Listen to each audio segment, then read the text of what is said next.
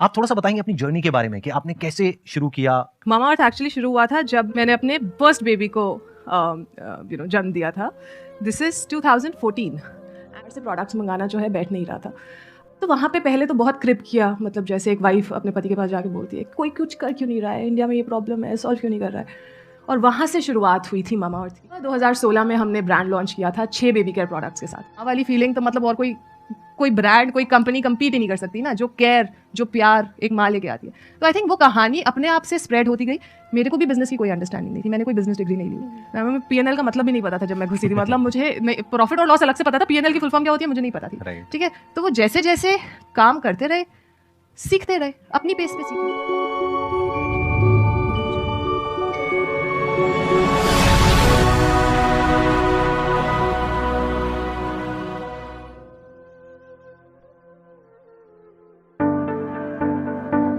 आज जो हमारे गेस्ट हैं यहाँ पर पीछे बैक स्टेज पर, उनकी अपनी एक यूनिकॉर्न कंपनी है मामाअर्थ के नाम से। Please give an energetic and warm welcome to the one and only Ghazal अलग।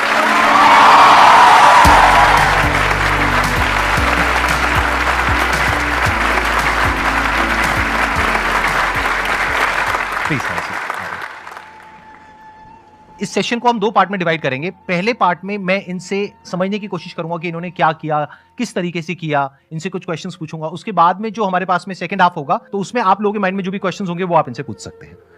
आप थोड़ा सा बताएंगे अपनी जर्नी के बारे में कि आपने कैसे शुरू किया।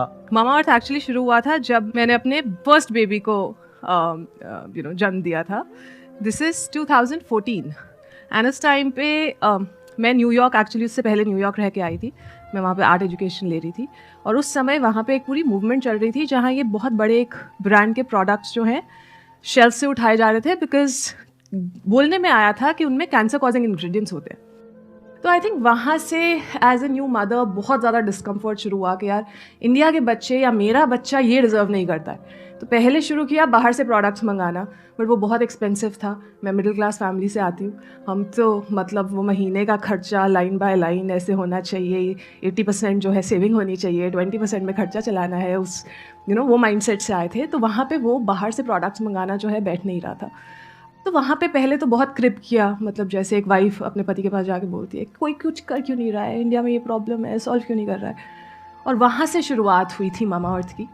दिसंबर 2016 में हमने ब्रांड लॉन्च किया था 6 बेबी केयर प्रोडक्ट्स के साथ। और उस टाइम हमारा विजन था कि ये ब्रांड सिर्फ बेबीज़ के लिए है, उतना ही रहेगा। कैटेगरी भी छोटी थी, बट हमें उस टाइम लगता था 100 करोड़ का ब्रांड बना लिया, मतलब we would have killed it, right. ये तो बहुत अच्छा कर लेंगे हम, उससे ज़्यादा तो एस्पिरेशन क्या हो सकती है। बट जैसे जैसे, क्योंकि हम कंज्यूमर्स की बात सुन रहे थे, उन्होंने ही हमें बोला कि सिर्फ बेबी क्यों, मम्मियों को भी तो चाहिए ये वाले प्रोडक्ट्स।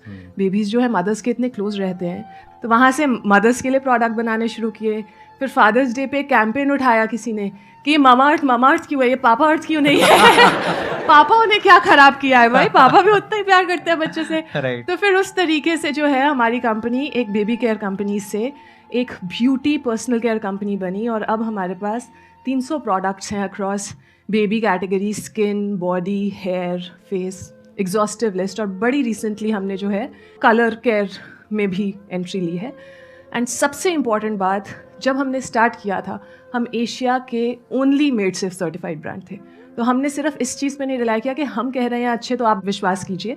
हमने बोला कंज्यूमर सिर्फ तभी विश्वास करेगा अगर कोई तीसरा बंदा बोलेगा कि यार हमने टेस्ट किया, ये सही है, ये सेफ़ है। तो हमने नॉट फॉर प्रॉफिट ऑर्गेनाइजेशन है मेड सेफ, उनके साथ टाई अप करके वो एक एक प्रोडक्ट में एक एक इंग्रेडिएंट जो आप डाल रहे हैं, किस परसेंटेज में डाल रहे हैं, आपका फॉर्मूला किस वेसल में स्टोर हो रहा है, इसको जब आप पैकेजिंग कर रहे हैं तो कैसे लाइन में पैकेजिंग कर रहे हैं, जो आप पैकेजिंग यूज़ कर रहे हैं वो रिसाइक्लेबल है या नहीं, सिर्फ स्किन के लिए नहीं, एनवायरनमेंट के लिए भी सेफ होना चाहिए आपका पूरा प्रोसेस। तो वो सब के साथ जो है हमने मामाअर्थ लॉन्च किया। और ये कहाँ की कंपनी है, ये मेड सेफ जो आप बता रहे हैं, कहाँ की ऑर्गेनाइजेशन है ये जो है ऑस्ट्रेलिया बेस्ड ऑर्गेनाइजेशन है। हमने स्टार्ट यूएस वाली के साथ किया था, बट जैसे जैसे स्केल करते रहे तो हमने ऑस्ट्रेलिया मेड सेफ को भी अपने साथ बांध लिया था। Big round of applause for whatever she has done. At present कितने एम्प्लॉइज आपकी पूरी ऑर्गेनाइजेशन में काम कर रहे हैं और फुल टाइम बेसिस? हमारे ऑफिस में कुछ 450 लोग काम करते हैं, और अगर मैं ऑफलाइन टीम भी मिला लूँ, warehouse team, offline team, तो वो 1500 से 2000 और लोग होंगे। And it's a D2C brand, right? It's a D2C। जब हमने स्टार्ट किया था तो हमने जो है डायरेक्ट टू कंज्यूमर बेचना शुरू किया था, मार्केट प्लेसेस से स्टार्ट किया था। और 6 महीने के बाद जो है हमने धीरे धीरे लर्न किया, जैसे जैसे कंपनी बनाई, उसमें शॉपिंग कार्ट डाला, फिर अपनी वेबसाइट से बेचा।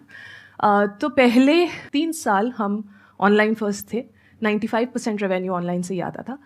बट जैसे जैसे हम बड़े होते रहे और क्योंकि हम कंज्यूमर की बात सुनते हैं, तो कंज्यूमर्स ने हमें बोलना शुरू किया कि हम आपको ऑफलाइन में भी देखना चाहते हैं, क्योंकि आपके कुछ प्रोडक्ट्स हैं जो हम टच फील करके खरीदना चाहते हैं। तो फिर हमने ऑफलाइन एक्सपैंड करना शुरू किया। अब हम 40,000 प्लस दुकानों में अवेलेबल है। तो जब आपने शुरू किया था तो ये जो प्रोडक्ट मार्केट फिट होता है वो सबसे डिफिकल्ट होता है इनिशियली, उसको फिगर आउट करना। तो उसमें आपको कितना टाइम लगा था? तो मैं बताती हूँ, हमने दिसंबर में लॉन्च किया। अमेजॉन का लॉन्च पैड लॉन्च हुआ था। पैसे तो नहीं इतने थे ज़्यादा मार्केटिंग वगैरह पे लगाने, तो हमने लॉन्च पैड के साथ ही अपना ब्रांड लॉन्च कर दिया। हमने बोला आप लॉन्च कर रहे हो, हम आपके इवेंट में आएंगे, अपने ब्रांड की बात करेंगे, वहीं से लॉन्च किया। तो आई थिंक पहली सेल तो उससे अगले दिन ही आ गई थी। तो पहली सेल आई थी लाइक सेलिब्रेटिंग। उसके बाद एक एक दो दो सेल आती रही रोज़ के हिसाब से। बट 15 दिन बाद, और मेरे को एग्जैक्टली डेट भी याद है, कुछ 20 दिसंबर को एक बड़ा ऑर्डर आया। वो बड़ा ऑर्डर था कि एक माँ अपने बच्चे की बर्थडे पार्टी कर रही थी और उसने बोला कि मुझे आपके प्रोडक्ट्स इतने पसंद हैं कि मैं रिटर्न गिफ्ट्स में मेरे जो है 30 हैम्पर्स जाने हैं, मैं आपके प्रोडक्ट्स देना चाहती हूँ। और उस टाइम मतलब मैं घबरा गई थी कि ये ऑर्डर कैसे फुलफिल करेंगे हम, ये तो इतना बड़ा ऑर्डर है। इतना स्टॉक नहीं होता यूजुअली जब हम शुरू करते हैं। बिल्कुल नहीं होता राइट। काफी हाथ पैर ठंडे पड़ गए थे, पर जब डिलीवर कर दिया ना ऑर्डर, उसके बाद लगा कि यार now we are in business. अब ये शुरुआत हो चुकी है, अब इसके आगे स्केल ही करना है।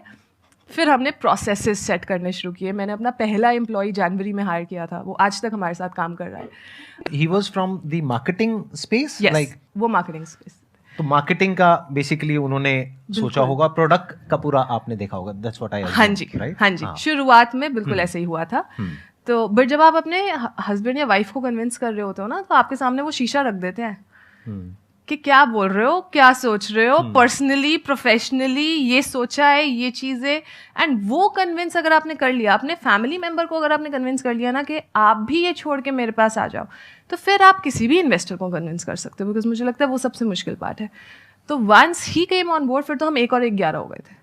फिर हमने जो है काफ़ी, मैंने पूरा प्रोडक्ट, आज तक मैं इनोवेशन खुद देखती हूँ, तो हमारी कंपनी से जो भी प्रोडक्ट लॉन्च होता है वो पर्सनली फॉर्मूला से लेके पैकेजिंग से लेके टेक्सचर से लेके वो सारी चीज़ आज तक मेरे अंडर है कि प्रोडक्ट में ये होना चाहिए, ये नहीं होना चाहिए। बिल्कुल प्रोडक्ट अच्छा होना चाहिए। प्रोडक्ट अच्छा होगा तभी वो बिकेगा।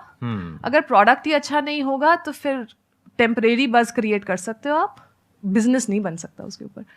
वरुण ऑफ कोर्स इतने एक्सपीरियंस है जो मार्केटिंग एंगल लेके आए थे कि यार कैसे बात करनी चाहिए, क्या बोलना चाहिए।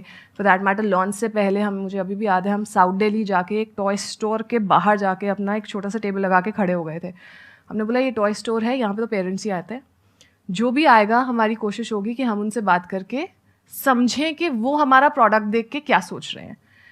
हमने पहले सोचा था दुकान के अंदर स्टॉल लगाएंगे, पर हमें ऐसे थ्रो कर दिया गया बाहर। कौन है आप, मतलब बिल्कुल कि मतलब क्या बात कर रहे हो, why would we give you space, right. तो हमने दुकान के बाहर वो वॉकवे होता है जहाँ पे जो कॉमन पैसेज होता है, वहाँ पे हम लगा के खड़े हो गए थे। वहाँ पे जैसे जैसे कंज्यूमर आते रहे हमने बहुत बात की। एक लंबी सी गाड़ी से एक ममा उतरी, उनके ट्विंस थे, 2 नैनीज थी। तो मुझे तो बड़ा स्ट्रॉन्ग कॉन्फिडेंस था। मैंने बोला ये पक्का प्रोडक्ट समझेंगी, ये प्रोपोजिशन भी समझेंगी, इनसे बात करते हैं। तो जैसे जैसे मैंने उनसे बात करना शुरू किया, उन्होंने बड़े अच्छे से क्रीम लगाई, देखी बहुत अच्छी है, मॉइस्चराइजेशन बहुत अच्छा है। सारा कुछ करने के बाद उन्होंने बॉटल पे देखा, कहते इस पे लिखा है कि सल्फेट फ्री है, क्या फ्री दे रहे हैं आप इसके साथ? और मतलब मेरा मुंह आज भी उस बात पे ऐसे ही खुलता है और उस टाइम भी ऐसे ही खुला था। I was like, ये तो हम बड़े गलत अजम्पशन में रह रहे हैं कि हम ऐसा बिजनेस बना देंगे, हम ऐसे यहाँ तो कंज्यूमर को समझ ही नहीं आ रहा है कि हम बात क्या कर रहे हैं। right. हमें तो ये भी समझाना पड़ेगा ये सल्फेट और पैराबेन है क्या। तो उस तरह से जहाँ मैंने बोला कि वेबसाइट पहले 6 महीने के लिए सिर्फ लर्निंग के लिए थी कि यार आप आके समझिए बस और कुछ मत कीजिए। बहुत सारे ब्लॉगर्स से बात की, बट आई थिंक शुरू से जो एक चीज़ हमने किया है ना, वो कंज्यूमर कनेक्ट, कि यार जब आप उसकी तकलीफ़ समझोगे और उसकी तकलीफ़ के हिसाब से अपना कंटेंट क्रिएट करोगे, अपना प्रोडक्ट क्रिएट करोगे, अपनी कम्युनिकेशन क्रिएट करोगे, उसकी भाषा में आप उससे बात करोगे, वो अपने आप प्रोडक्ट उठाएगा। वो बहुत ज़रूरी है। कि पैशन को फॉलो करो, अपने पैशन को फॉलो करो, but I want to know what is the exact definition of passion. जो चीज़ आपकी नींदें उड़ा दे, आपको रात को सोने ना दे, वो पैशन है।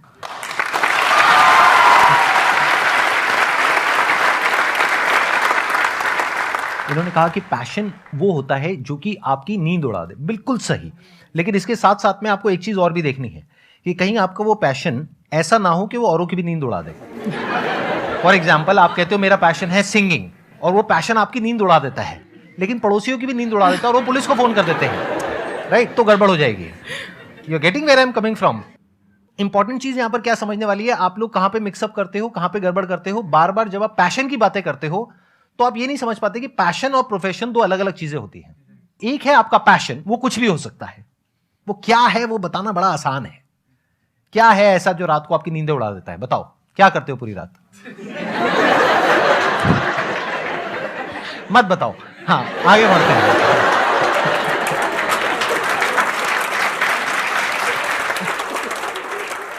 तो पैशन क्या है वो हम सबको पता है, जहां पे हमको मजा आता है। बट क्या उससे पैसा कमा सकते हो? सो पैशन और प्रोफेशन दो अलग अलग चीजें हैं। आपको क्या करना है, अगर अपने पैशन को प्रोफेशन बनाना चाहते हो तो आपको यह देखना है कि किस तरीके से वो कनेक्ट होता है किसी प्रॉब्लम से। वो प्रॉब्लम जो किसी और की हो, आपकी ना हो। आपकी प्रॉब्लम क्या है? आपको अपने पैशन को प्रोफेशन बनाना है, वहां से पैसा कमाना है। ये आपकी प्रॉब्लम है। इससे आपके साथ वाले को कोई फर्क नहीं पड़ता। पड़ता है आप लोगों को कोई फर्क पड़ता है? नहीं ना। आपको किससे फर्क पड़ता है कि आपकी लाइफ की कोई प्रॉब्लम है, वो सॉल्व होनी चाहिए। अगर वो कनेक्ट होता है इनके पैशन से, फिर आपको वहां पे एफर्ट लगाना पड़ेगा। इसको प्रोडक्ट मार्केट फिट बोलते हैं कि आपने एक प्रोडक्ट डेवलप किया बेस्ड अपॉन कि आपको लगता है कि मेरे अंदर ये स्किल है, या ये बर्निंग डिजायर है, या ये डिजायर है ये करने का। जैसे इनके केस में अगर देखा जाए तो इनका पैशन क्या था उस टाइम पे जब इन्होंने कंपनी शुरू करी, कि मेरे को अपने बच्चे के लिए कुछ ऐसे प्रोडक्ट्स चाहिए जो कि बिल्कुल सेफ हो। वहां से इनको एनर्जी मिली इस काम को शुरू करने की। फिर उसके बाद में बहुत सारे चैलेंजेस आए। अभी तो अगर ये बैठ करके बताएंगी ना कि कितने चैलेंजेस आए, तो you can't even think in the wildest of your dreams कि कितने चैलेंजेस आए होंगे। अगर इनकी अकेले की ये प्रॉब्लम होती और इनका पैशन होता और ये सॉल्व भी कर लेती, तो वहां से एक बिजनेस खड़ा नहीं होता, पैसा नहीं आता। बट ये इनकी अकेले की प्रॉब्लम नहीं थी, ये और सब मदर्स की प्रॉब्लम थी, पूरी दुनिया की प्रॉब्लम थी। तो जब इनका पैशन एक बड़ी प्रॉब्लम से कनेक्ट हो गया तो एक बड़ी बिजनेस अपॉर्चुनिटी वहां पर क्रिएट हो गई। You got the answer? Please have a seat, बैठिए। हमारा क्वेश्चन ये है कि सर हमारा माइंडसेट जॉब में भी होता है सर, बिजनेस में भी होता है, और इसमें हम सर खुद से भी सेल्फ डिपेंड होकर के सर कोई भी डिसीजन खुद से डिसाइड नहीं कर पाते कि हम एक्चुअली करें तो क्या करें। और इसी में सर हम दिन रात लगे रहते हैं, लेकिन कुछ हो नहीं पा रहा है sir. It's a good question. मतलब कि क्या कोई ऐसा तरीका है जिससे कि एक इंसान ये पता लगा सके कि उसको जॉब करना चाहिए या बिजनेस करना चाहिए बेस्ड अपॉन हिज और हर पर्सनैलिटी? क्या आप कुछ शेयर करना चाहेंगे अपने एक्सपीरियंस के बेस पे कि मतलब एंटरप्रेन्योर्स में क्या अलग होता है? अपना एग्जांपल शेयर करती हूँ। कभी भी ना स्ट्रॉन्ग कन्विक्शन नहीं हुआ, हमेशा डर की फीलिंग ज्यादा थी कॉन्फिडेंस की फीलिंग से, कि यार पक्का यही है कि यही करना चाहता है, ये बन जाएगा बड़ा बिजनेस, वो डाउट था। दूसरी तरफ जो है शॉर्ट टर्म में जॉब थी। तो आई थिंक शुरू में मैंने जो है जॉब वाला वे लिया कि पहले ये कर लेती हूँ, ये करते करते फिगर आउट करती हूँ कि जो मैं करना चाहती हूँ वो और बेटर कैसे होगा। मेरे बाय द वे मामाअर्थ से पहले 2 स्टार्टअप्स रहे हैं जो मैंने शुरू किए और 1.5-2 साल में मैंने बंद भी करे। तो वहाँ पे completely different set of learnings हैं। बट पहले जॉब किया, जॉब करते करते अपने आइडिया को शार्प किया ताकि टेम्परेरली भी पैसा जो इनकम है वो ना रुके, मैं कमाती रहूँ, मैं सेल्फ इंडिपेंडेंट रहूँ। जैसे जॉब करते करते मुझे लगा कि अब ये बिजनेस जो है इस स्टेज पे है कि मैं ये छोड़ के अपना पूरा समय इस पे लगाना चाहती हूँ। फिर मैंने जो है अपना आइडिया पिकअप किया और मैंने स्टार्ट किया।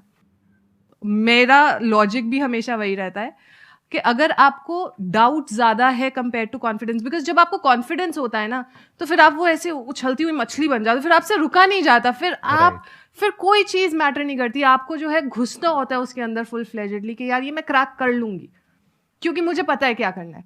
मेरा बड़ा गोल माइट भी ये हो, बट मुझे पता है पहले 10 कदम मेरे ये होने वाले हैं। तो एक के बाद एक के बाद एक के बाद एक, वो आप रात को सो नहीं पाओगे जब तक आप उसको एग्जीक्यूट नहीं करोगे। तो वहाँ पे अपने आप फिर जॉब छूट जाती है। Excellent point. Let's give a big round of applause for her. Thank you so much, Ghazal, for coming, and Thank it you was for a having pleasure me. meeting you and pleasure talking to you.